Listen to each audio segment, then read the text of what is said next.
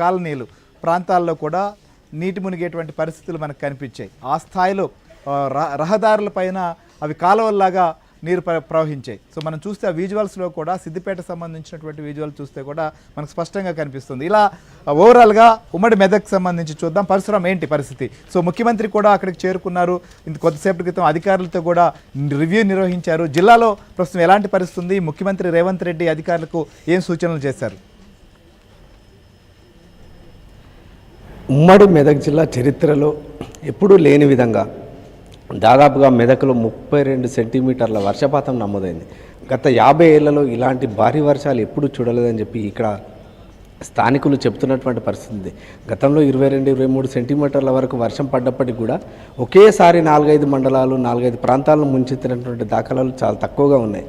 అయితే ఈసారి మాత్రం మేఘాలే నేలపై పడ్డాయా అన్న విధంగా, మేఘానికి చిల్లు పడిందా అన్నట్టుగా మెదక్ జిల్లాపై వరుణుడు ప్రతాపం చూపించాడు. నిన్న హవేలి గన్పూర్ మండలం సర్దన గ్రామంలో 32.8 సెంటీమీటర్ల భారీ వర్షపాతం నమోదైంది. దాదాపుగా ఈ 60-70 ఏళ్లలో కూడా ఈ స్థాయిలో ఇంతటి రికార్డు స్థాయిలో వర్షపాతం నమోదు కాలేదని చెప్పి ఇక్కడ ఉన్నటువంటి అధికారులు చెప్తున్నారు. అయితే అతి తక్కువ వ్యవధిలో ఇంత భారీ వర్షం రికార్డు స్థాయిలో కురిసేసరికి ఒక్కసారిగా అటు వాగులు వంకలు అప్పటికే నిండుకుండాలా ఉన్నాయి. లాస్ట్ వీక్ కూడా భారీగా వర్షాలు కురవడంతో అటు ప్రాజెక్టులు కావచ్చు, వాగులు వంకలు అన్నీ కూడా నిండుకుండాలా ఉన్నాయి. నిన్న కురిసినటువంటి ఏదైతే భారీ వర్షానికి అన్నీ కూడా ఒక్కసారిగా ఉప్పొంగడంతో అటు హవేలి గన్పూర్ మండలంలో దాదాపుగా 12 మంది ఒక్కసారిగా గల్లంతైనటువంటి పరిస్థితి. వారిలో 2 మరణించారు. మిగతా 10 మందిని ఎన్డీఆర్ఎఫ్, ఎస్డీఆర్ఎఫ్ బృందాలు చాలా శ్రమించి వారిని కాపాడడం జరిగింది. కానీ 2 మాత్రం వాళ్ళు వరదల్లో కొట్టుకొని పోవడంతో చనిపోవడం జరిగింది. వారిలో ఒకరి మృతదేహం కూడా లభ్యమైంది.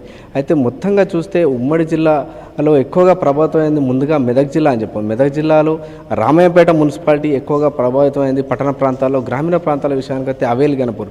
అయితే నిన్న ఈ 2 ప్రాంతాలు ఎక్కువగా వర్షం కురియగా ఈరోజు సిద్దిపేట ప్రాంతంలో ఎక్కువగా ఇబ్బందికర పరిస్థితులు నెలకొన్నాయి. ఎందుకంటే ఎక్కడ చూసినా అటు జాతీయ రహదారులు కావచ్చు, రాష్ట్ర రహదారులు, లోకల్ ఏదైతే పంచాయతీ రోడ్లు ఉన్నాయి అన్నీ కూడా దాదాపు చాలా చోట్ల కొట్టుకపోయినటువంటి పరిస్థితి.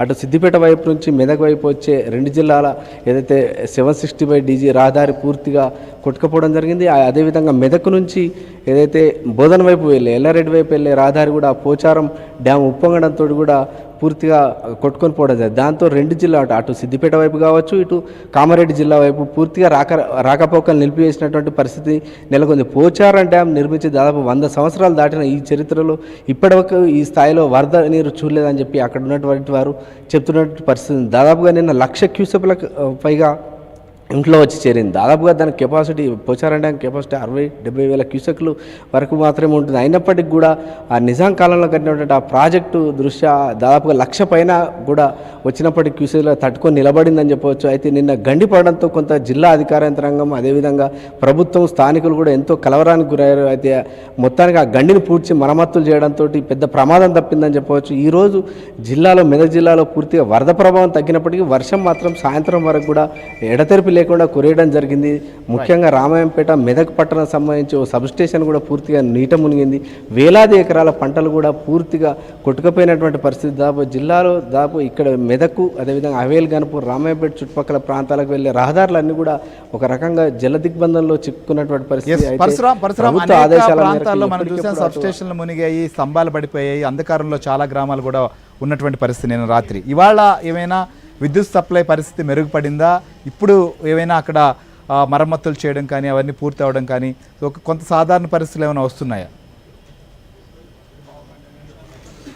నిన్న భారీ వర్షం వల్ల కొంత సహాయ చర్యలకు ఆటంకం కలిగింది. అయితే ఈరోజు మధ్యాహ్నం నుంచి వర్షం పూర్తిగా తగ్గుముఖం పట్టడంతో అధికార యంత్రాంగం పూర్తిగా సహాయ చర్యల మీద దృష్టి కేంద్రీకరించినటువంటి పరిస్థితి. అటు మంత్రులు కావచ్చు, అదేవిధంగా సీఎం కూడా ఇక్కడికి వచ్చి రివ్యూ చేయడంతో కొంత వేగవంతం జరిగాయి. అయితే కామారెడ్డిలో జరగాల్సిన రివ్యూను మెదక్ మార్చడం జరిగింది. ఇక్కడ ఉన్నటువంటి అందుబాటులో ఉన్న అధికారులతో సీఎం అత్యవసరంగా ఇక్కడ హెలికాప్టర్లో ఎస్పీ కార్యాలయంలో ల్యాండింగ్ అయ్యి జిల్లా ఎస్పీ కార్యాలయంలో మీటింగ్ సమీక్ష సమావేశం నిర్వహించడం జరిగింది. ఇప్పటి వరకు ప్రభుత్వం నుంచి అందినటువంటి సలహాల సూచనలు ఏ మేరకు పనులు జరిగాయి, ఇక ముందు ఎలా అప్రమత్తంగా ఉండాలనే విషయంలో జిల్లా అధికారులకు సూచించినట్టుగా తెలుస్తుంది. ఎందుకంటే ఇక్కడ ఉన్నటువంటి కొన్ని ప్రాంతాలు ఏదైతే వరద ప్రాంతాలు ఉన్నాయో వాటన్నిటిలో చేయాల్సిన పనులన్నీ కూడా వాళ్ళకు దిశానిర్దేశం చేసినట్టుగా తెలుస్తుంది. రైట్ పరశురాం, ఇక ఓవరాల్ గా జిల్లాలో ఉన్నటువంటి పరిస్థితుల పైన కూడా మీరు అప్డేట్ అందించండి. ఇక ప్రధానంగా చూస్తున్నాం హవేలి గన్పూర్ సంబంధించి కూడా చాలా ప్రాంతాలు నీట మునిగాయి. అక్కడ వస్తే సాధారణ పరిస్థితులు వచ్చాయి. ఇక ఏదైతే పోచారం డ్యామ్ విషయానికి వస్తే నిన్న చాలా అక్కడ ఉన్నటువంటి పరిస్థితి